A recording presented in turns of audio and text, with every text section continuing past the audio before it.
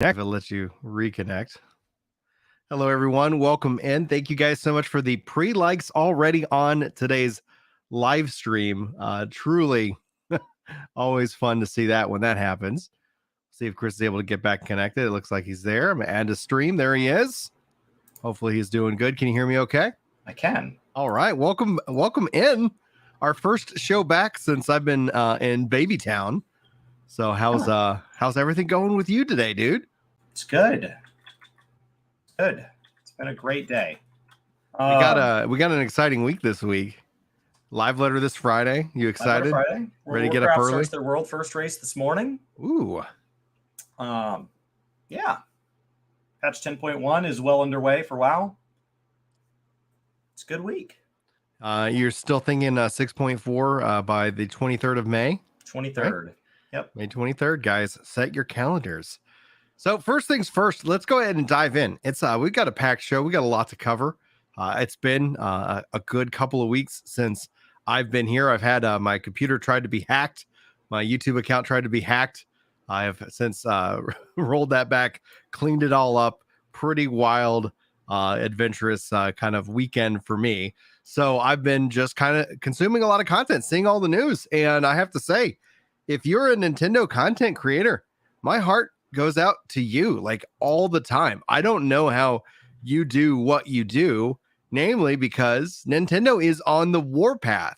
Chris, have you seen all the streamer strikes that have been going out from Nintendo own Legend of Zelda? I don't even want this highlight to include any footage of any Zelda ever, because it just seems like that's bad news. Just to make sure I'm understanding the ones. So the only ones I've seen are people that are reacting to channels that were allowed to show some footage. Yes. So they whitelisted a YouTube channel to agree to a partnership that probably came with an NDA or something that they had to sign to get to play an early release. And they and all of that is very covered by Nintendo. They have control of that. Reaction content, while it can be transformative, it is not by its nature transformative. A lot of times there are people just staring at the screen. They're not adding anything. They're not commentating on it. They are not under fair use.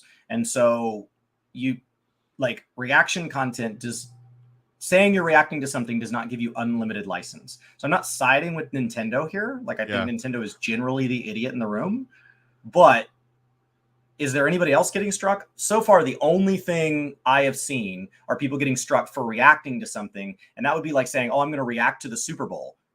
If you want to lose your Twitch channel, you can do that. Like you can react to the Super Bowl. You will lose your Twitch channel.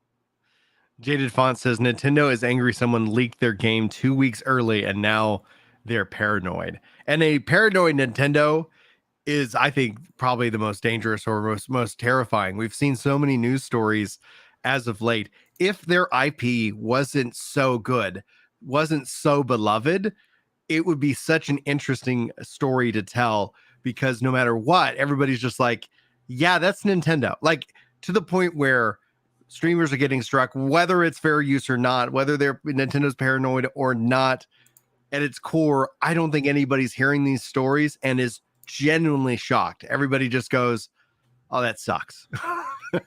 That sucks for you. Now, if Microsoft did this, if Sony did this, I think you would see a different reaction altogether, because then you would ignite the passion of the rabid fan bases of one or the other. So if Xbox did this, you'd see all the Sony fanboys coming out of the woodwork. Like, this is why, this is the reason why PlayStation, etc., and vice versa. And I'm not saying that that's good. I'm just saying that it does tell a weird, chilling story that anybody who is thinking about doing content creation with any connection with a Nintendo, I would just say be very, don't quit your day job. Do this is for fun, but be very careful when it comes to any of Nintendo's IP. Well, what changed?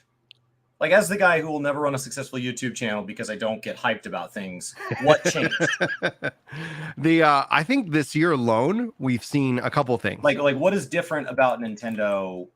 Was it really good to be a content creator for Nintendo games last week, 2 weeks ago? Not this year. I would say like prior to 2023, there was a window, right? Because we had to go through some application process to post like Nintendo games on Work to Game. So I did a couple of things with like Smash Brothers and things like that back in the day.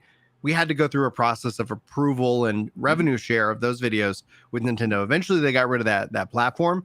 And then there's been this period of kind of quiet. However, we've seen a couple of things. We've seen within Nintendo communities, Smash specifically, lots of drama, lots of accusations, lots of maybe potential crimes, you know. And I think when anything like that starts to touch, I think their default narrative is, let's get back and control this. Let's not let this loose. And I think one of the reasons you see with Nintendo and why they're able to do it, like Nintendo also doesn't, like, rarely ever discounts their games. With the release and success of the Mario movie, we saw a small discount on Mario games for the Switch. So those are these rare occasions where, if you think about everybody else out there, like if we contrast this against console and PC, I keep telling people, stop paying the hype tax. People pre-order or they get hyped, buy a game for $70, and then almost immediately you see them complaining about it online. This isn't a $70 game.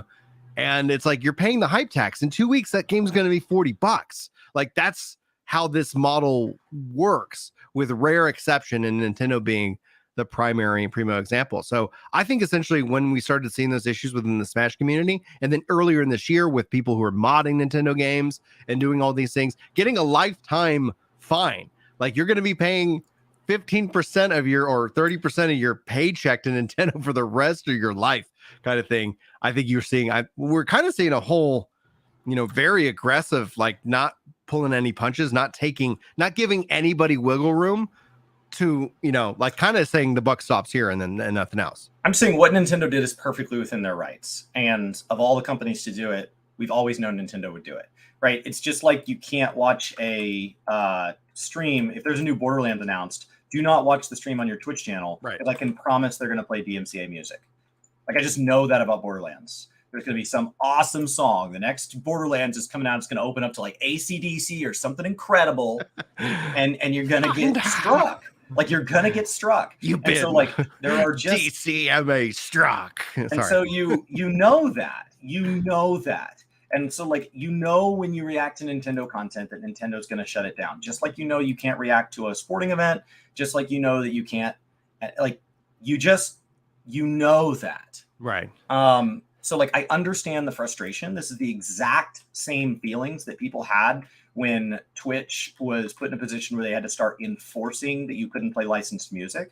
People acted like suddenly now you weren't allowed to play it, but you were before. It was always against the rules to play anything you didn't have the rights to. You just had a speed limit and no cop that could pull you over. And now they were putting a cop out with a speed gun. And people were like, well, wait, I did 150 down this road last week and it was okay. It wasn't okay. They just didn't have any way of catching you. And so as enforcement tools ratchet up, we're going to see people suddenly not okay with the fact that all these rules that are written start being enforced. And so, like, I understand the frustration with, I like reacting to content. I'm excited about Nintendo games. And you and I went out to lunch this weekend. And I said, like, it's really frustrating as somebody who, like, my favorite game of all time is a Zelda game. And when I look honestly at my schedule as I work contract work and I do content creation for MMORPGs, and anytime I have for gaming outside of this, I spend gaming with people that are in my life that I don't live near. That's what gaming does for me. Yeah. Zelda doesn't meet any of that criteria, and I can't talk about it or cover it. Destiny 2, like, a bunch of my streams got taken down because Destiny 2 didn't have streaming in their category whitelisted the first week of Lightfall. And so it's like, well, then I guess I'm just not going to cover Destiny 2. Like, why would I not just go cover a game that's not going to strike my streams? That being said, then Final Fantasy turned around and struck me for a bunch of Heavensward music this week. So I don't know what's going on Twitch. Yeah, somebody was asking me Heavensward content, and somebody was like, "Y'all still streaming?" And it's like, I can't find it. I used to, like, I watch all your VODs, and I was like, they're all getting privated, like, automatically for whatever random reason in that regards. Now, to call out this, Gizmo points out that yes, the guy who was paying 30% of his paycheck, he was breaking the law. Like, he was a part of this group. He's the guy who got caught. I think the others are in countries that aren't going to extradite, so they really are just free to do whatever they want. So I'm not saying he's innocent at all. I'm just saying, like, oh my gosh, like, you ever think about, imagine 30% of your pay going to Nintendo not voluntarily, like, you know, in this regards. Like I send them plenty of money for as much as they frustrate me and I complain about them. Like I do give them money. I am the hypocrite of Nintendo. That's why they'll keep doing this. Like, yeah. Like, imagine any other company that could do this. No other company can do this.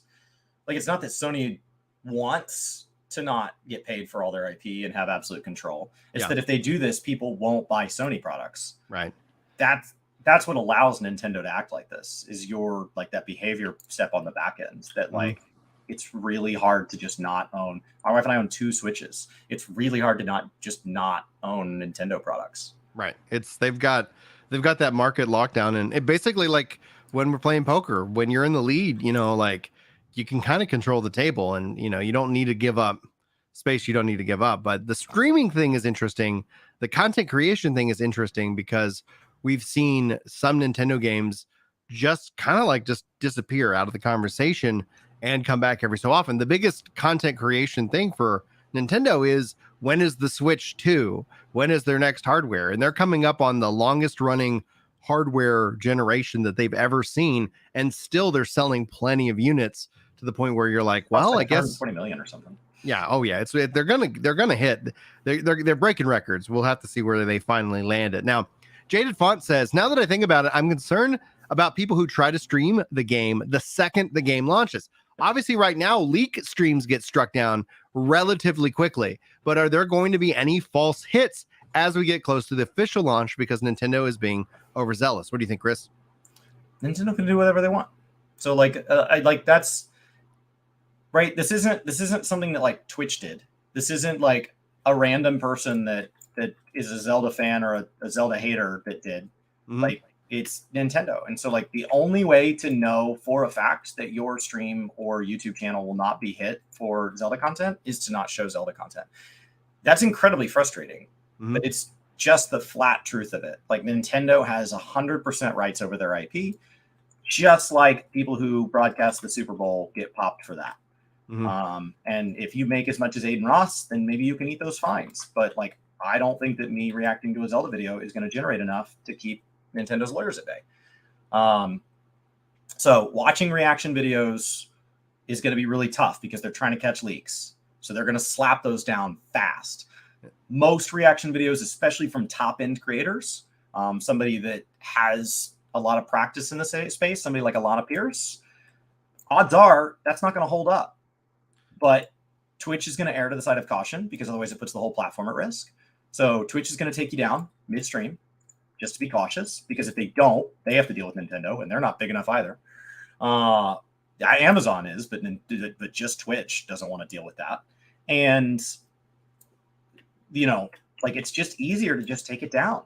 And like, it's a bummer that that's the world we live in, but it just is sometimes, that there's just things that it's like, we're just not going to do this thing anymore. Well, I liked doing it. I get that. Yeah. When it comes to content creation, stop leaks, they're going to pop everything. And that means they're going to pop reaction content, because they're just going to pop anything that's not on their whitelist. Right.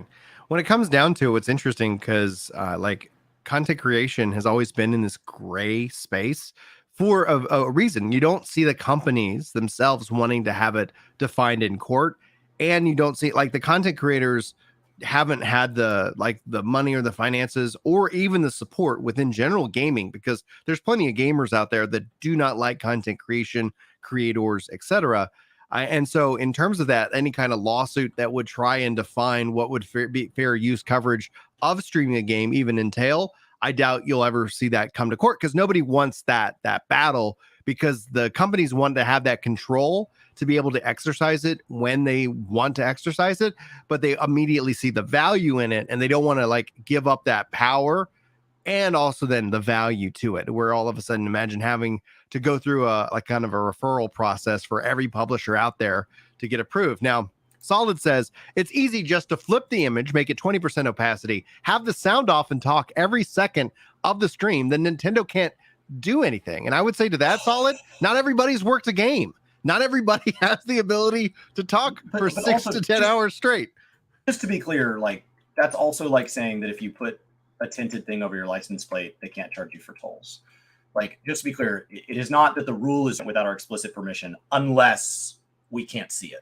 Like, we can't do it. And so just to be clear, like, I've seen that before, like, oh, if you only use this amount of time, if you flip it to this opacity, if it only takes up this percentage of the screen, if you use just the audio, if you use just the visual, right? All of those things, none of those suddenly make it past fair use. They just make it not detectable. So all it is that the officer's speed gun doesn't see your car anymore. It doesn't make it any more or less legal to break the speed limit. It just makes it not detectable. And the problem with relying on those things is when the speed gun gets better and can detect your car, all of a sudden you're going to have a bunch of people go, well, I've been doing the 20% opacity thing and I've been driving 150 mile an hour and now I get tickets?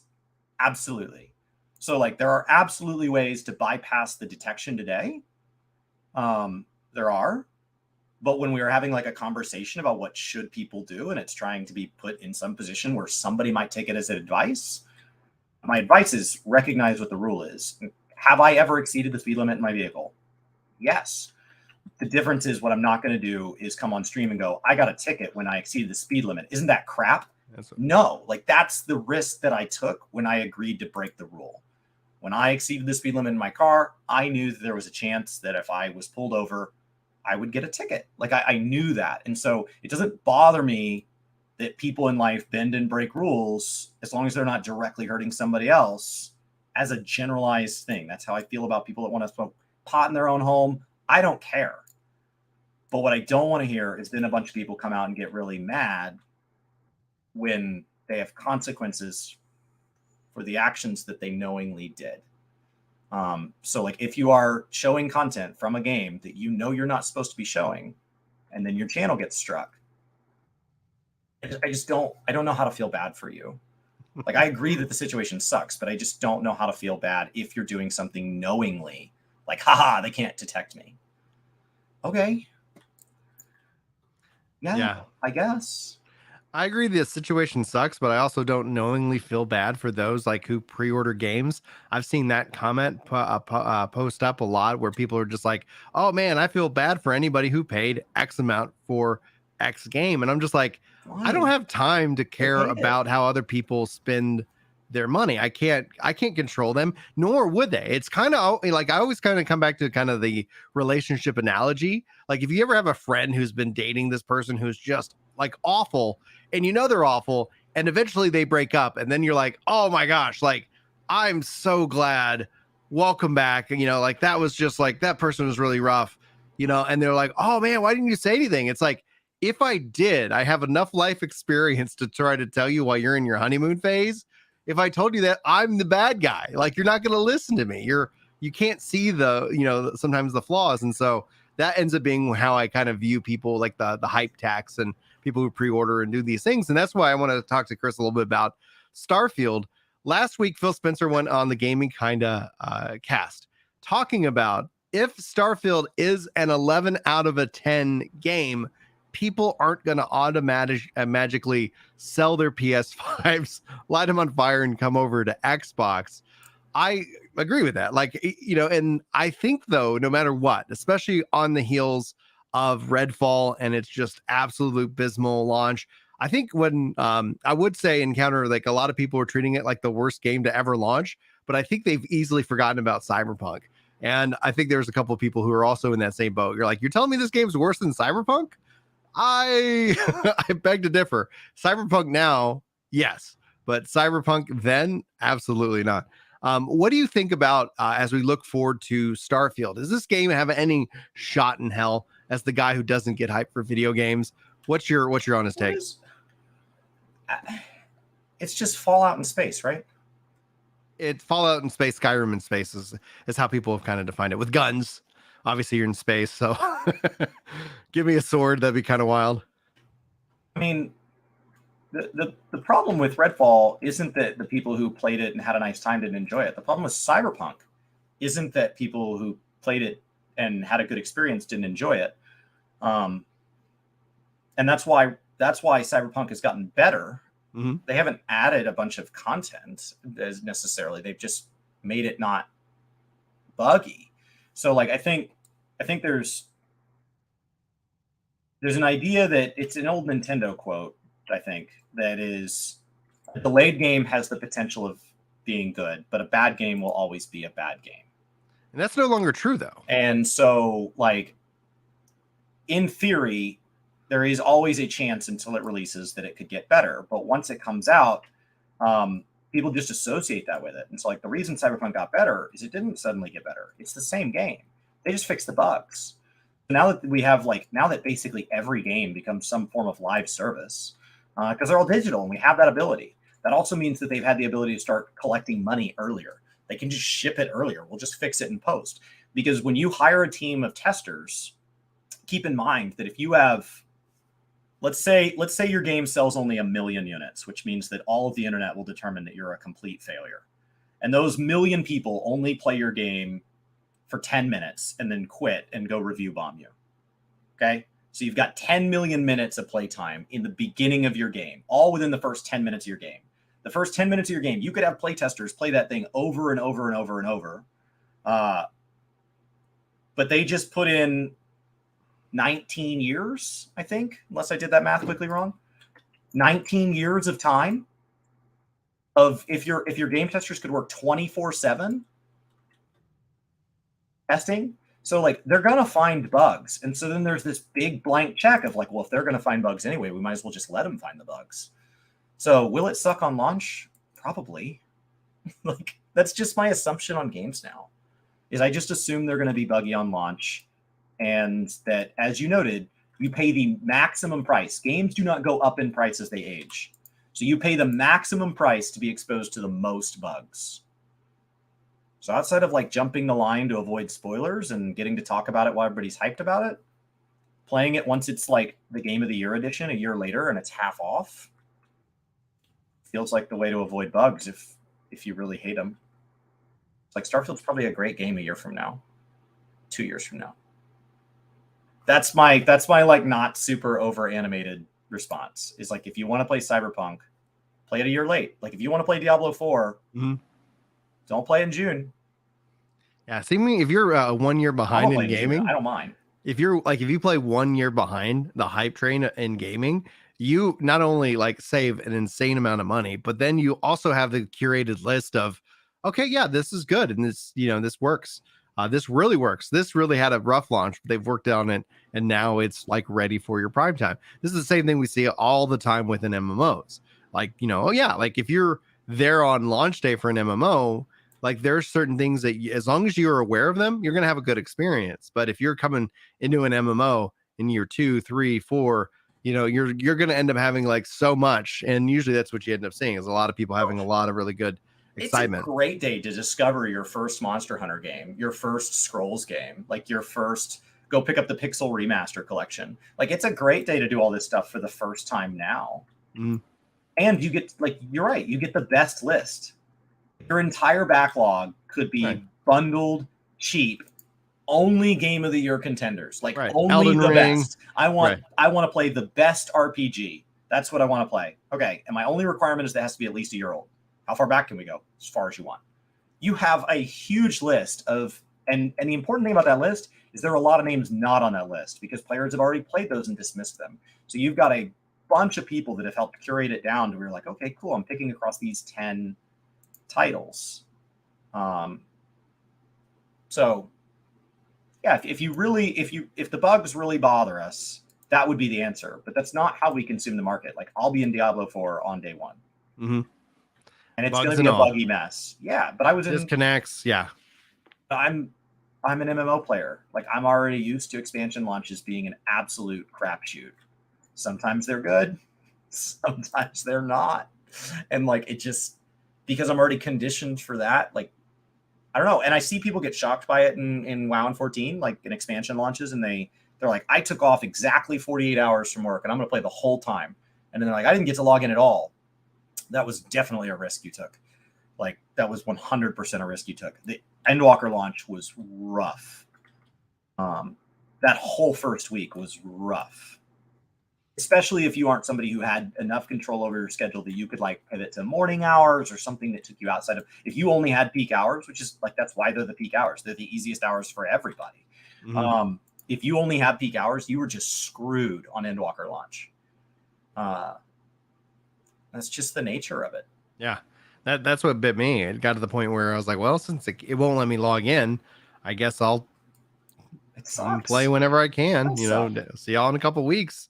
So that is what it is. Now, Solid says, slightly off topic for Brian, how do you feel about the devs' changes for Blue Protocol? I find it interesting that they are increasing drop rates, etc., but this is early zones. What about later in the game? And I talked about this over on Blue Protocol Central a little bit because they've made several adjustments after the network test. One change that I personally am a little bit frustrated by, but I get it. I'm not going to die on the hill saying that the game's going to be bad for it, is they've added in passive healing outside of combat.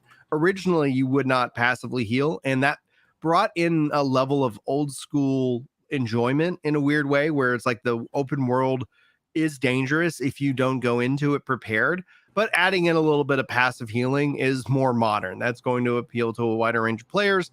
That's more standard that they've added in. They've also increased various drop rates, like Solid points out. They've changed out, some of the skills and the cooldowns and timings.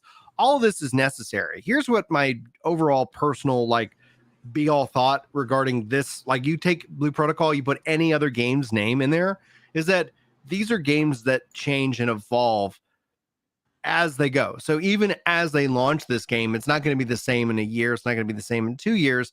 These things are all going to kind of be tweaked and adjusted. And I think that's a part of the conversation to be had. Look at what the players are enjoying. Look at where some of the friction is. And then ask yourself, does that friction make sense in terms of how the systems are designed together? Or is it unnecessary friction that just kind of came out of the way that people ended up consuming and playing the game that we could not, for the life of us, even interpolate? So I'm personally fine with it. I think these are some really good, solid changes that they listed out, talked about balance adjustments with the classes. And we will get, I believe it's on the 30th. I have it predicted for the 30th for the next live letter for Blue Protocol. And that's when we're going to start seeing the Japanese release date information. And that's really kind of where things kick off, I think, fairly quickly and fairly fastly. So, Chris, do you have any things to add regarding Blue Protocol? No, I don't worry that much about, balance is a living document. So adjusting drop rates, adjusting health regen rates, adjusting the way classes play. That's a living document for a game like this. So I think the important takeaway is just that they're doing it right. It's very binary. Mm-hmm. Like, some games don't do it, and then any problems that are there just fester. Balance small, balance often. These big sweeping changes are just how oversight happens. So if you can just balance small, balance often, ideally it's not a big deal. Right. I think one of the things you don't want to see is when balancing happens every 6 months or every year. And that's the counterpoint to curated builds. That's the counterpoint to you can't have player choice. If you can't do balance patches and going over, you don't want to have these, player choice, because then you're going to end up running into this is the only real way to play. But if you're looking at balance passes every patch or every couple of weeks or something like that to see kind of what is shifting, what's changing, especially and then adjusting it, especially early on. But what we're 10 years old, that's a little bit different. Yeah. What we're seeing right now, because that's one of the things that New Worlds has been doing over the course since season 1, and then their last update was a big balance patch, lots of adjustments and changes, and then they're looking at the telemetry, they're telling us about it. That's what I want to see. I want player choice, but then you also have to have more balance adjustments, which has good and bad. As every time that they make a change in Final Fantasy 14, you see the community just you almost kind of hold their breath until the patch notes come out, and then until they can go hands on with it, whether something is good or is bad, so to speak. So at its core, I think right now it's easy to make before the game's live. It's easy because when the game launches, the majority of people who aren't actively following the game will never know that those adjustments even happened ever. And then essentially that's just how the game will end up being. Now, on that note, Patrick says, happy Tuesday, guys. Forget 6.4. When are we getting the 7.0 trailer? So what do you think, Chris? When are we going to see the 7.0 trailer? July 28th. Right? Will you be there? It'll be the opening portion of FanFest. Literally, FanFest will begin with the trailer, and when the trailer ends and it flashes to the name, that'll be the first time we know 7.0's name, and we stop calling it 7.0 as often.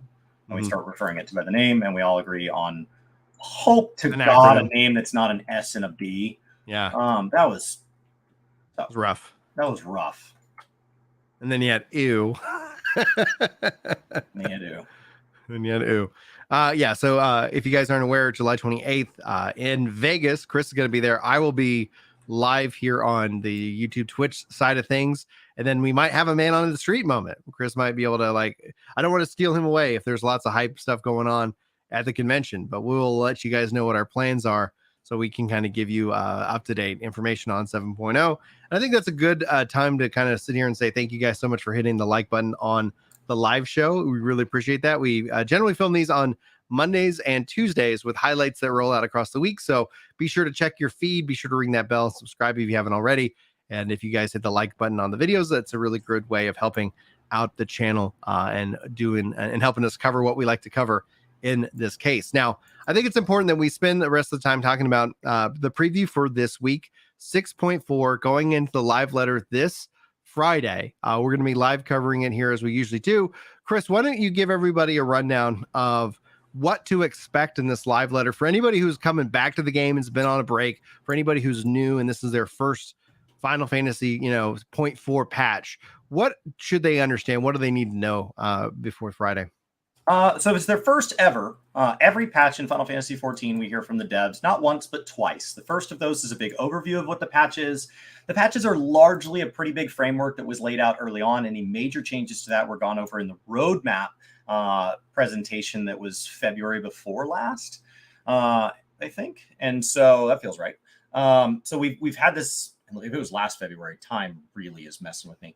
But if we've had this roadmap that's kind of laid out, and we have a general idea of what the patches are going to do. In addition to that, every patch with these two live letters takes the first one and just goes over the big things, and the second one gets to show us actual gameplay.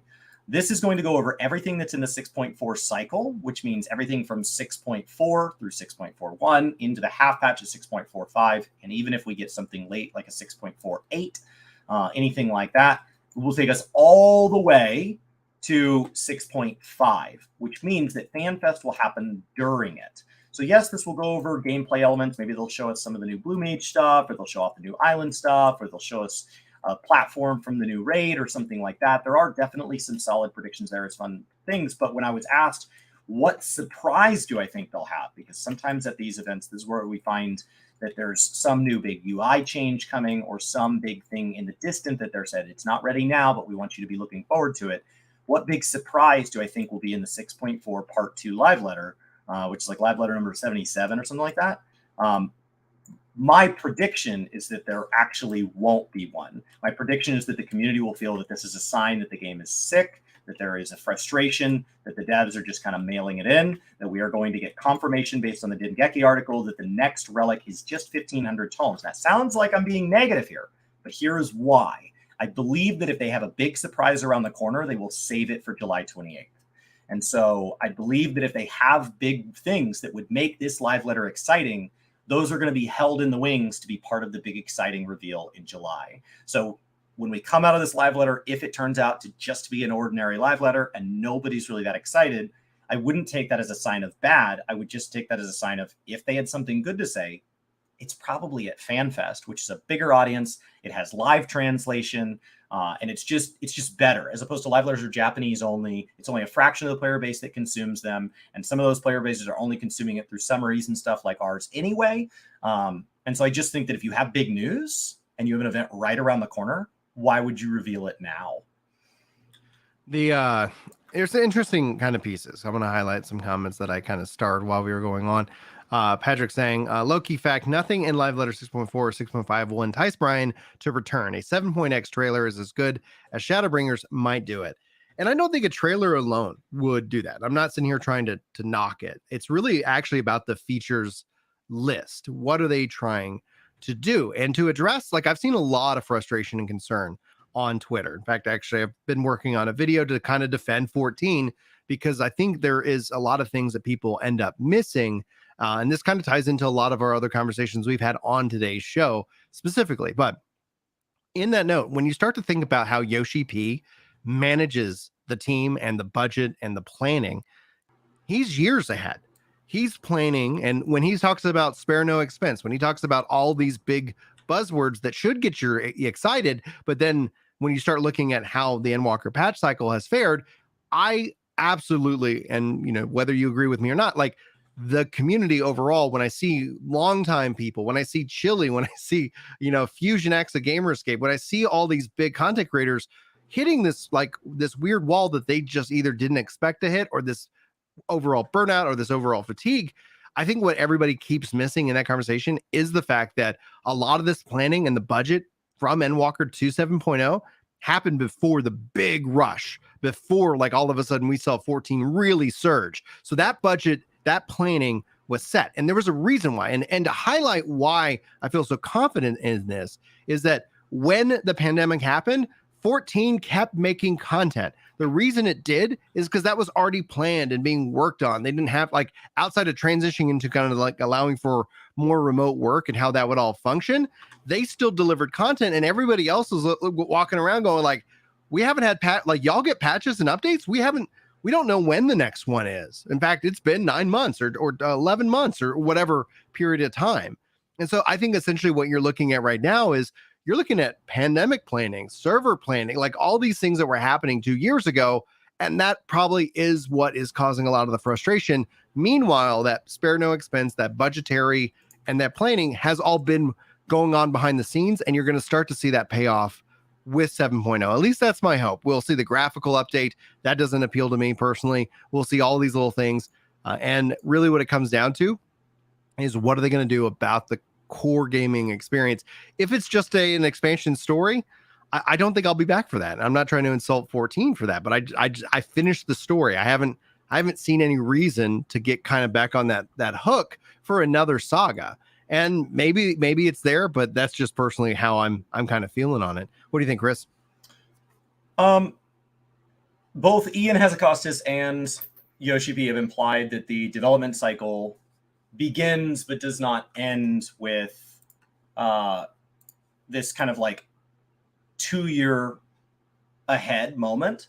So the first structure gets outlined, it seems like about 2 years in advance, and then the work begins, and that continues all the way up until quality checks that come out right before the patch. Right. And so when you look back over the last 2 or 3 years, and you look at things like budgets and how much effort was put into planning and things like that, the game has undergone a pretty significant change 2 years ago or so, when we all went under a pretty drastic set of changes, and we all decided to stay inside for a while. And so with that, yes, there will be ripples, and those ripples will take 2 to 3 years to shake out. And in addition to that, if there was anything learned from that time at home, if there was anything that they think is better, we'd like to move to work from home, or we found a new way of testing ultimates because we had to, and we like this way better. That could take up to 2 to 3 years for them to realize, like, what are the things we want to keep, and what are the things that we'd really like to get back to the way it was before. And that's something that Blizzard's having some really tough growing pains with. And so 7.0 is part of that healing process. And I think there's a chance that 7.0 will see some of the beginnings of that spare no expense, but some of that will also trickle into 8.0.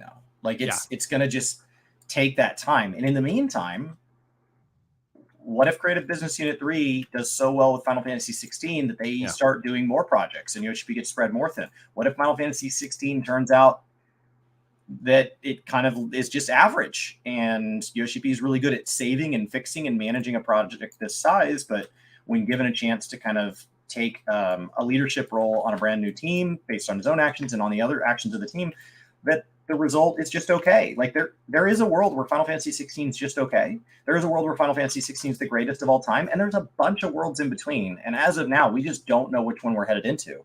Right. And so like all of that is going to impact as well.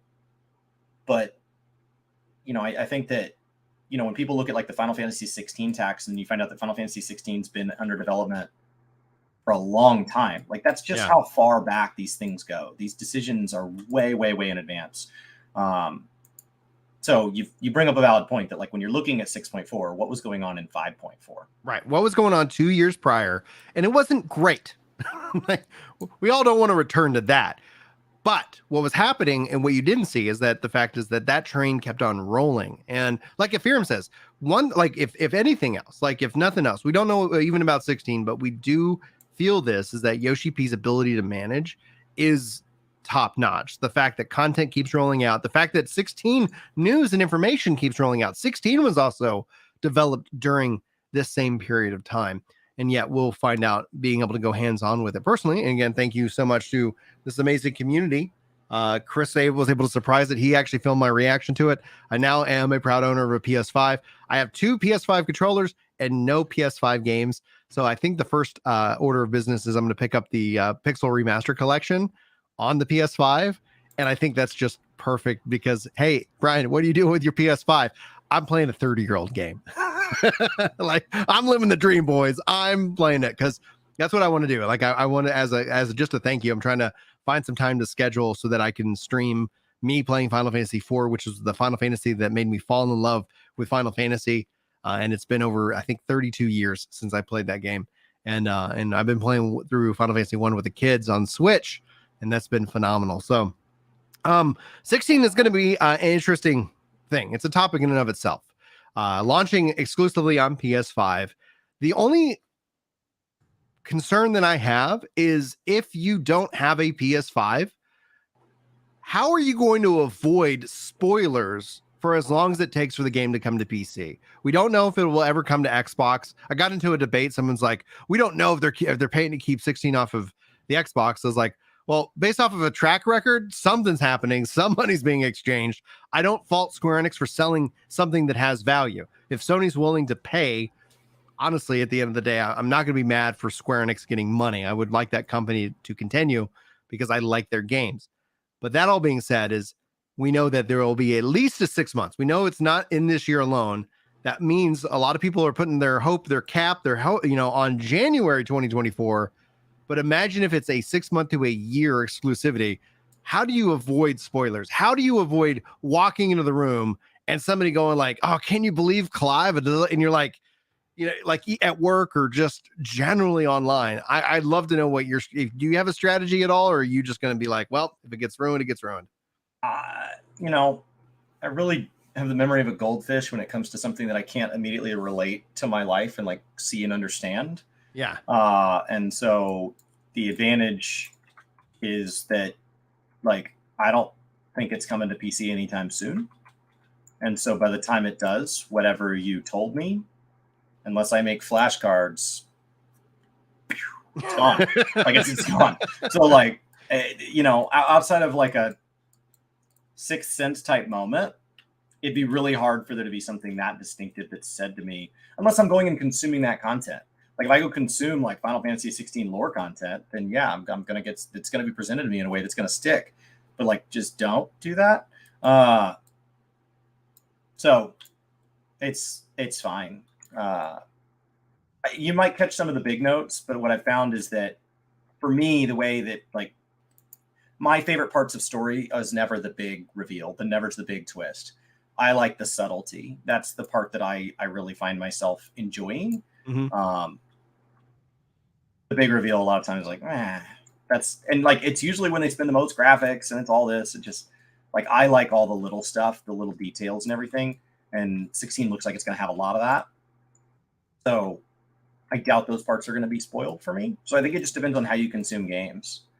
If you're super spoiler sensitive and you intend to go through it and your favorite part is the big emotional moment, those big choices, then that is an argument against why earlier I said don't consume games on day one. Like the best way to not be spoiled is go consume games on day one. Like that's how you avoid it. Or have the memory of a goldfish. The Final Fantasy 14's community is going to be really interesting as it relates because as 14 goes, there generally is this kind of unspoken rule about spoiling content and how there is a general consensus of trying to help protect new players going through it. Do you think that we might see within streaming's community itself that you stepping into 16 delayed would actually be and make for interesting streaming content so that people, just like with 14, can watch people come through the story and experience that story, that would be something you would consider doing as from a story narrative perspective? It takes all kinds. Like, there will be people that do week one, and those will be really great people to have like reviews and initial thoughts and initial reactions, and that'll be great. And there will be people that come back to a game 10 years late. And it's really fun to kind of relive that with them. So like, content creation really is kind of unaffected by it, because there's winning either way. The only way you miss out on a game is if it just flames out. So like, it's a little late to try Anthem. But like, that's about it. In which case, okay. So I like, if you're somebody that likes reacting to, like, if you're a Sevi Web TV and you're doing a great job reliving content and kind of making it your own. Sometimes I argue when I watch Sevi, like, the older the better. I want to see him bring a new life to something that I haven't seen in a decade.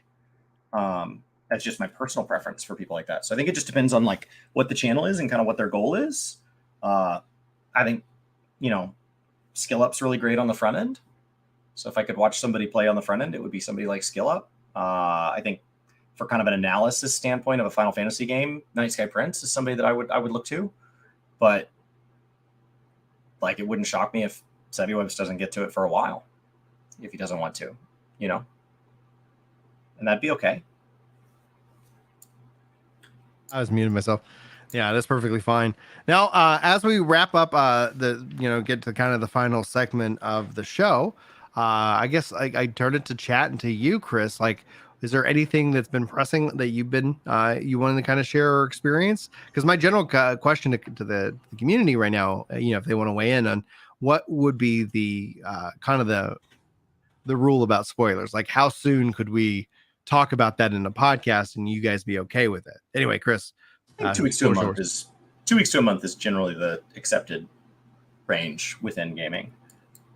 That's long enough that like your work schedule's had a chance to settle down. You've had some weekends, and you've had enough weekends that you've probably had a chance to put some significant time in, right?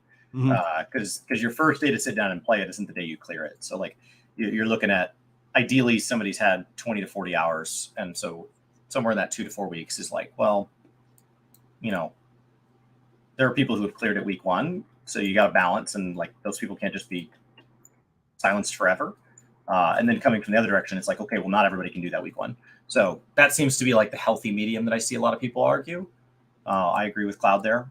I agree with Pride there. It's just that kind of 2 to 4 weeks.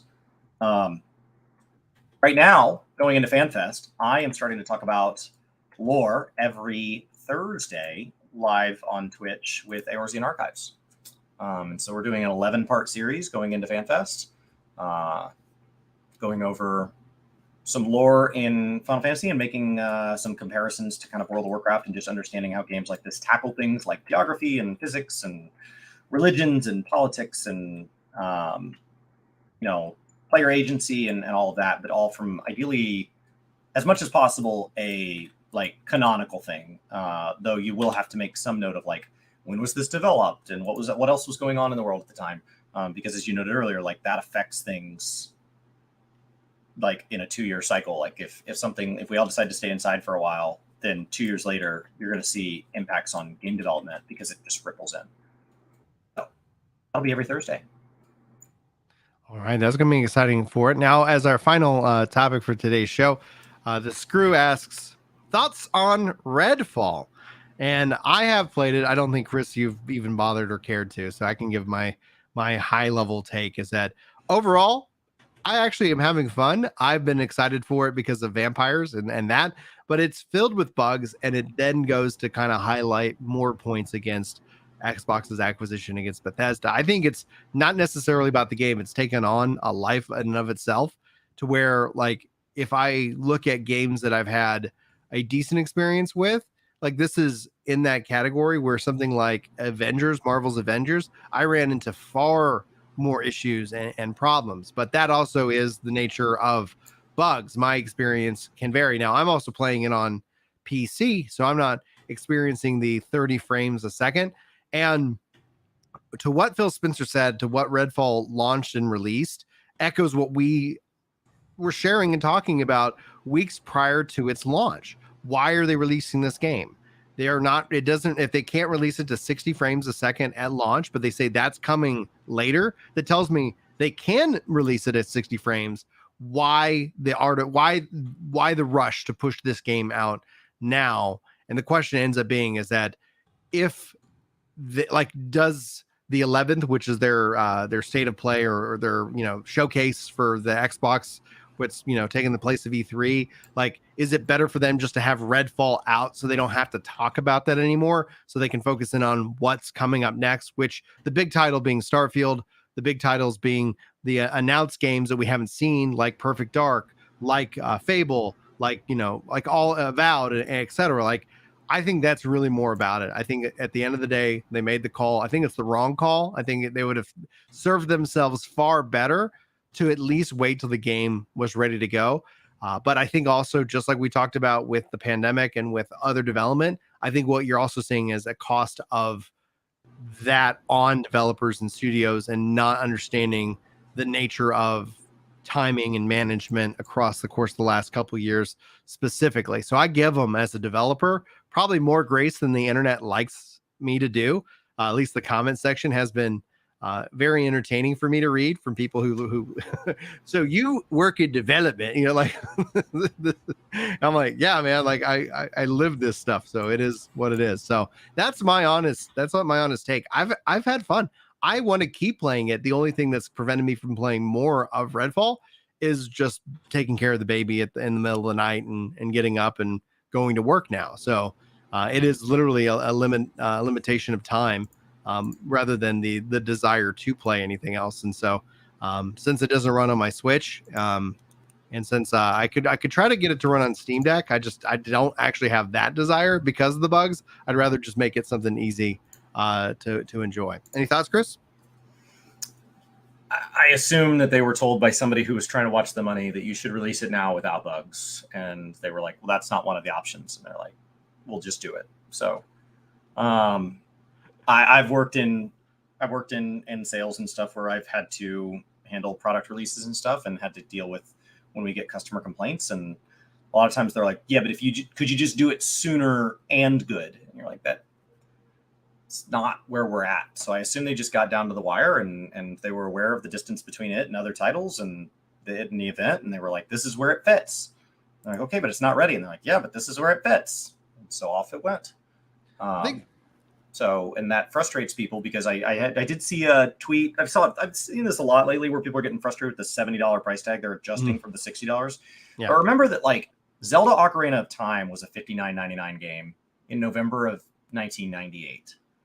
And when people are getting frustrated at the cost of games, I do want to note that while, yes, there are games that are not considered full price games, and there always have been, and there are games that offer experiences well beyond what the standard price is, there always have been. Ocarina of Time was a standard priced game, and people were sticker shock over $60. But that was in November of 1998. And if you had $60 in November of 1998, and you went to the grocery store and bought groceries or tried to pay rent, that is the buying power in today's market of $111. Games have more content, more voice acting, more cutscenes, and all of this. So, like, what people are expecting from a game just doesn't line up with what they're costing. And that's where the industry is really struggling, because they're trying to ship this stuff in a way that they can make that $111. And that's why we're seeing battle passes and microtransactions and games ship with bugs, is because the budget, like, I don't want to pay $111 for a game. I assume you don't want to pay $111 for a game, but that's where the revenue is. That $60 they were getting per customer back then. And the customer base has not swelled to a size that justifies that without just increasing total overhead. Now, Velta says if they release Redfall actually with a $30 or $40 price tag, then maybe it wouldn't be so bad. But a retail price of $70 is not great. And it's interesting because I've seen this on the Sony side, like PS5 diehards frustrated at that price point. And with the exception of Nintendo, you put Nintendo over in the corner because they ain't going to lower their price. It's the hype tax. Like, $70 is not the price of games outside of Nintendo. It's the hype tax that people pay. And I see that the Screw saying that, yes, it's about inviting people into the Game Pass subscription. And that's the platform. Yeah, you pay for 1 month of it, play Redfall and stop, and you've saved yourself a bundle. You could pay $1. I think they still might have that option. I don't know if they got rid of that one, but yeah, it's the core is they want those Game Pass subscribers, because for Microsoft, Game Pass is the platform. A lot of people still think Xbox is the platform, even the diehard Xbox fans. And that's not the case. It's all about Game Pass. And I think a lot of what they're doing as a part of their acceleration literally is just trying to put Game Pass everywhere, right? Like letting Game Pass run on a PlayStation. I don't think anybody would have an issue. That would be the cloud gaming version of that. But that opens them up to people who might be interested in playing the collection of games. And so we'll have to wait and see if that ends up being, an ultimate success from what's reported, whether you believe them or not. It seems like they're making a lot of money, from that each and every year. And you and I were talking this weekend about, like, right now, you're not feeling like you're getting the value out of Game Pass. And for me, like playing Redfall, I got value out of it. I wasn't subscribed for Redfall. A lot of people saying that subscription's just the way of hiding a pre-order. I was like, yeah, if you went and subscribed to Game Pass last year for Redfall and didn't play anything else beyond outside that, you're a fool. And I don't have a way to talk with you because I can't understand that logic of why you would do something like that. But outside of that hypothetical scenario for somebody who doesn't exist, when it comes down to it, like, yeah, I think that's kind of the big difference. And one of the reasons why, like, when it comes to PlayStation and Xbox games, generally speaking, I start to think about that $30 to $40 price range. And the question is how soon does the price drop to $30 to $40? And generally speaking, depending on the game's quality, that's probably a better measure of the game's quality rather than any number out of number review or, oh, it's a $70 game. Like if you got $70 and you want to go toss that at Redfall or Starfield or Final Fantasy, 16, I would venture to bet 16 is probably the best bet out of those games in quality wise, but that's also, I'm a fan of that. I'm sure there's going to be people who say that about 16, that it doesn't feel like a $70 game. That in and of itself is what's being the narrative right now. And I can't get behind it. I just can't, because I just don't, I don't know. I've been playing games. I've seen the price stuff long enough, but there is this weird connection of what a $70 game should be. And I think that $10 price jump has made everybody's expectations jump exponentially more than just $10. What do you think? Yeah, I mean, we've always kind of said that it's kind of the dollar of joy per dollar per hour of joy.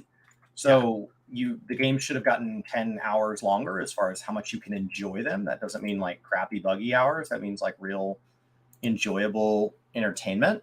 I don't know. Like when you look at some of these games have great replayability, some don't. But I do feel that outcry from the $60, $70, like it's been a long time coming. It's been a long time to get them to start moving where 70 was the standard. I think it was first proposed back for like PlayStation 3, and people are like, well, I'm just not going to do that. And it's like, okay, well, here we are. So now everybody seems on board that the $70 is fine. But there's always been the case of like, is two games at the same price point worth the same as each other? Mm-hmm. And you don't know. Like, we just don't live in a world where you can play the game and then they charge you at the end. Like it's some weird like buffet where they just weigh you when you walk in and then you just eat food and then they weigh you on the way out. And they're like, all right, well, here you go. Here you go. Enjoy this much. So like, there's no way to do that. So I think you end up with effectively a guess. Some people, $70 is not a lot of money. Some people, they get very little time to game and they like one specific genre. And so they will pay $70 to stay in that genre over and over and over and over. Other people, they're picking up one game a year, 2 games a year. And so if that game burns them, it really stings. Yeah. So the other thing is when we start to talk about like, is it a $70 game? Whose $70 are we talking about? Mm-hmm. You're a developer that's the sole provider for your family and you have 6 children. Mm-hmm. I am a YouTuber, so substantially lower on the earning side of things, but I have a wife that works and we don't have kids. How we value a dollar is wildly different. Yeah, hands down. So who's $70? Like I will tell you any game is worth 70 of somebody else's dollars. Yeah, like, I want to buy me a game for $70. That's really easy for me to spend. The question is it worth your own dollars to spend on your own entertainment? And that's just, it's hard to answer that without, once again, now we're back to like, how do you avoid spoilers and things like that? Because like, well, I want to know if it's good. And then you look up reviews and then something gets ruined about it. So there's just a lot of faith. So Valtis asked a question about how do you justify against other $70 games? I'd like to take a second to answer that. But first, Hazard joining the members over on YouTube. Thank you so much for the support of our content and kind of our vision for how we like to cover games in this regard. So we appreciate you for doing that. I hope you enjoy your perks, your special role in Discord. We also seen several gifts and members and Prime subs and stuff like that over on the Twitch side. Sorry, don't have that list up in front of me, but hopefully you guys really enjoy your role in Discord and your support and your emotes and so much more. So thank you guys for that. Thanks also for being here. Thanks for likes. Now, as kind of the final question for today's show, before I go back to that development work and get this sprint wrapped up, as I'm kind of easing back in after being off, for a week and a half to help with the baby. How do you justify against other $70 games? I think it's actually an interesting equation that's a part of the problem within gaming right now. First and foremost, if it's a sequel to a genre or a game that I enjoy. So if you're saying, hey, Brian, new Gears of War is coming out. Oh, genre game that I enjoy. The risk, I think, is less. And that's really what we're talking about is risk. Am I going to spend this money and am I going to be satisfied by spending this money? So in this case, I have to rule out Gears of War and anything on Xbox because that's all going to be in Game Pass. That's already covered. The risk is as low as it could possibly be in my mind. There's no risk of trying out a game and seeing if I enjoy it, because I can just put it down and not feel like I have to get value out of it. But in terms of like saying, hey, Brian, you're going to play Final Fantasy 16 and some other new IP, a new IP is definitely not going to get my money right out the gate. They have to do a lot. They have to offer a demo. They have to get my hands on it. I saw people asking about like Chrono Odyssey and things like that. Like there's going to be a lot of marketing and you got to start to understand how like the hype and the marketing is being used on you. And it's okay to be hyped. It's okay to be excited. But in order, like, Ashes of Creation doesn't have my money. They haven't earned that money yet. They're a new IP with a lofty list of goals. So when it comes down to these things, if it's an established franchise, Final Fantasy, easy. It's an easy yes. Because if that game does screw me, I still have so much more bank in terms of like good faith in the company and the franchise that I don't have to worry about. I don't feel screwed by Forspoken, which was kind of funny. Somebody was saying because like I'm a hypocrite because I was shitting on Forspoken. Did no such thing. I enjoyed it. It's a 20-hour game, but is it worth $70? No, but I don't feel bad for spending the $70 because I was willing within Square Enix's, and the faith that I have in that company to try out the game. Turns out I like it. My kind of game, not a game for everybody. That's how I do it. It's like literally, and that's where a part of the problem comes into. You end up having this sequel fatigue. The reason why sequels are so prevalent is because it reduces the risk. More people are willing to try out a game to something that works rather than risk something that doesn't. What do you think, Chris? I think it's down to what Mr. B68 says in chat. Like, what else is available at the time? If I want to go see a movie this weekend with a friend on Friday after we go to dinner, I am going to look up the movie theaters within reasonable driving distances of where we both live. And I am going to see what it's showing at around, let's say, 8 o'clock. And that is who you have to beat. You don't have to beat every movie ever made. You have to beat the other movies that are all priced about the same. Like there's a couple movie theaters in my area that are a little bit more than others and maybe offer different showings. And that's all you're competing against. I really enjoyed John Wick 4. I saw that in theaters. The movie I saw before that in theaters was I took my dad for Father's Day to go see Top Gun. I don't go see movies in theaters very often. If I go see a movie, for Mother's Day right around the corner, my mom wants to go see a movie and we go see one, it is not competing against Top Gun. And so it does not matter to me if it is more or less valuable than Top Gun per dollar as far as whether or not I'll give them the money. It's an interesting thought exercise. Oh, that was not nearly as good as, but like it isn't going to factor into is that the movie we're going to see? We've already decided we want to see a movie. I've already decided that of the budget that I have and the time that I have available, those are the restrictions. And we're just going to do the best among what is out there. And so I think, how does something like Redfall make it? Well, you have people that $70 is not an issue. They want to play a game this month. They want it to have vampires in it. That was their criteria. And all of a sudden, Starfield's not a contender. Final Fantasy 16 is not a contender. Like, you remove all of these. God of War, not a contender. And so that's how games like this thrive. Now, the number of people that meet that criteria is less. And so that's where you start to see their sales numbers dip And those are the games that typically have to go hit the bargain bin a little bit quicker, because a game that appeals to more people has a little bit longer tail on it. It's also interesting as then you factor in streaming, content creation, and how much life that has in it, because the more you keep hearing about these games, you see the games have longer tails than they did, 20 years ago.